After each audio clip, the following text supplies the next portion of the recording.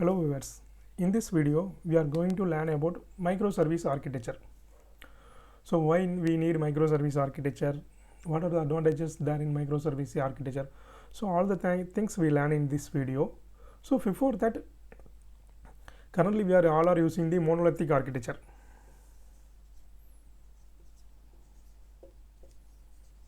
So currently all are using the monolithic architecture.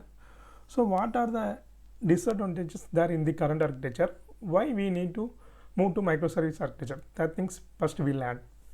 So what is monolithic architecture? So we have the layer, we have split the layers in our applications. So first one is user interface and business logic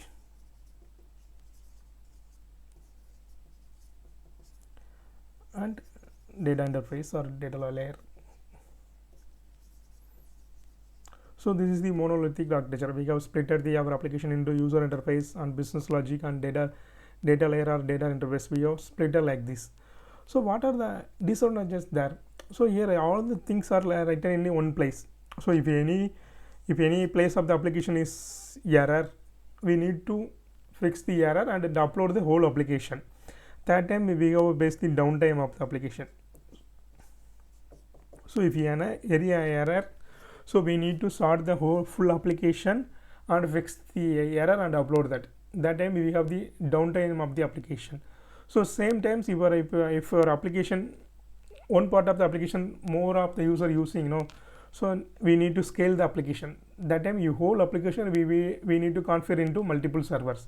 So that things you have the idea about how to configure single application into multiple servers. So if I have the one web server, so in this web server a lot of people using, so my application performance is reduced. That time what we will do, we will going to deploy the same application into multiple servers. So server 2, server 3, so server 4. So like that we have deployed our application. So single application we will deploy in multiple server. So all the things controlled through the load balancer. So I have one load balancer. Through the load balancer, the load balancer will route our service. So if you user, I have one user is here, the user directly call into the load balancer. So load balancer based on the how many requests go to the first server, directed to second server or third server or fourth server. This is the normal architecture, current architecture. So the load balancer will control all the things. So which server you need to use, all the things. But if you have any issue, you need to upload all the server once again, you need to upload into all the servers. So then we need some downtime. So without down the application, we are not able to upload the issues, fix and upload the issues is not possible. So this is the main issues. Another one is the scalable also. If you want to scale your whole application, you need to scale, not able to scale particular part of the application. So these issues, how can we overcome using microservice architecture? Okay, so now we go to microservice architecture.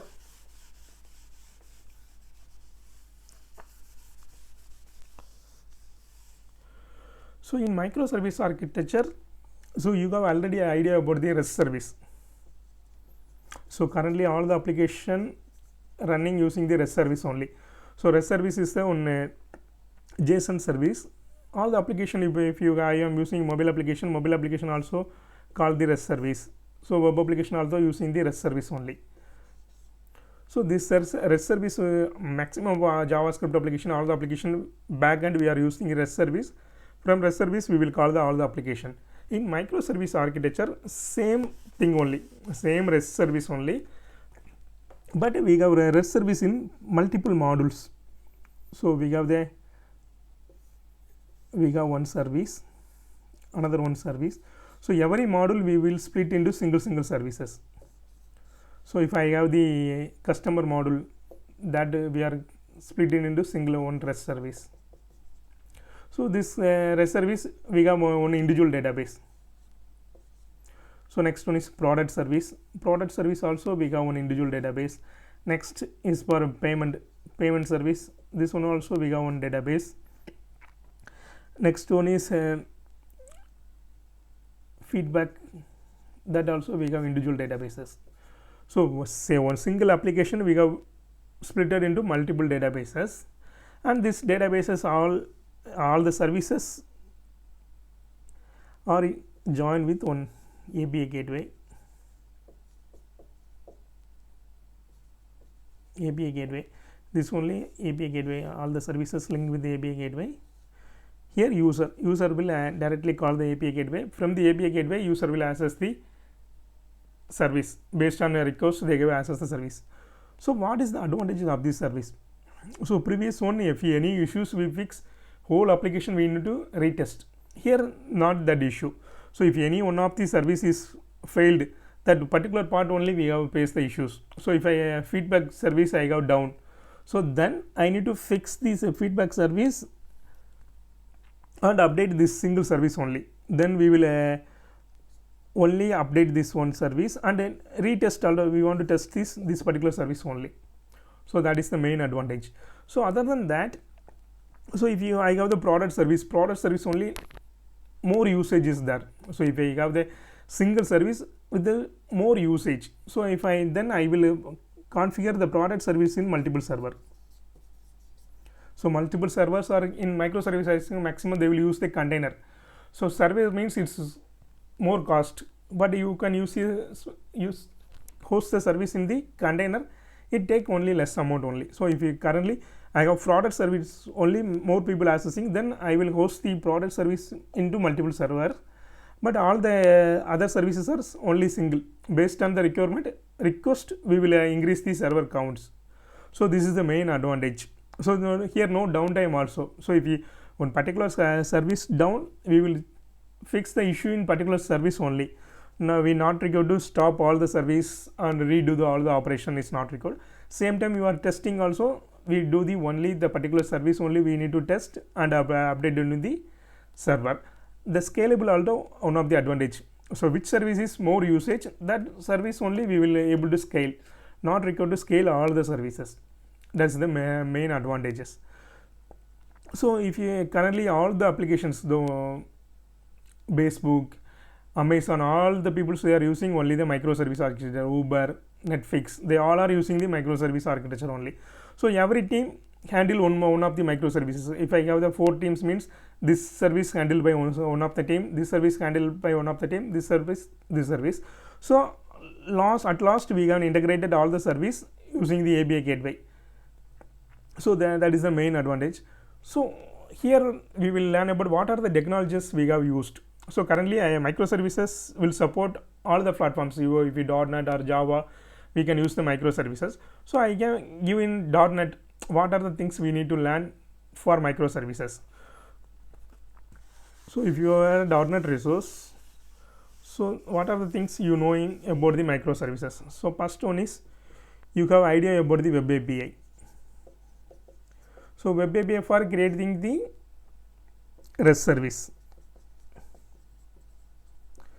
Second one is API management. Sorry, API gateway. So API gateway in Azure we will tell is the API management. So this common name is API gateway. So we can use API gateway. So in all the cloud platform we have the different servers there. So in Azure we are using the API management, and in Amazon, Google, all the things different API gateway there is there. API gateway main usage is it will integrate all the services, and so if you host the multiple, if I have 4 services, I have 4 hosted in 4 different servers, means we have different URL. So for application we need one single URL. For that reason we are using the API gateway. So API gateway we are directly called to API gateway, it will redirect into different server. So in API gateway we are do locking functionality and authentication we will do in API gateway, and error handling. So all the common functionality we will do in the API gateway. So other than that you have so security related things you have need to know about token based authentication, JWT or AD, that kind of authentication you need to know. So other than that, you can container, so you need to idea about the containers, Docker containers. And other than that, so in between service you need to discuss, you need to idea about service bus. So Azure service bus will used for in between the service you need to communicate. I have the multiple services, so I need to communicate with the in between the services. That time you will use the service bus or RabbitMQ, like that you can use. And other than that, you are using the container. So handle the container, you can use Kubernetes or Service Fabric, Azure Service Fabric we can use. So you can use Kubernetes or Azure Service Fabric you can use for these things. So you need to know about Web API, API gateway, security, and containers and service bus. Last, Kubernetes or Service Fabric you need to know about that.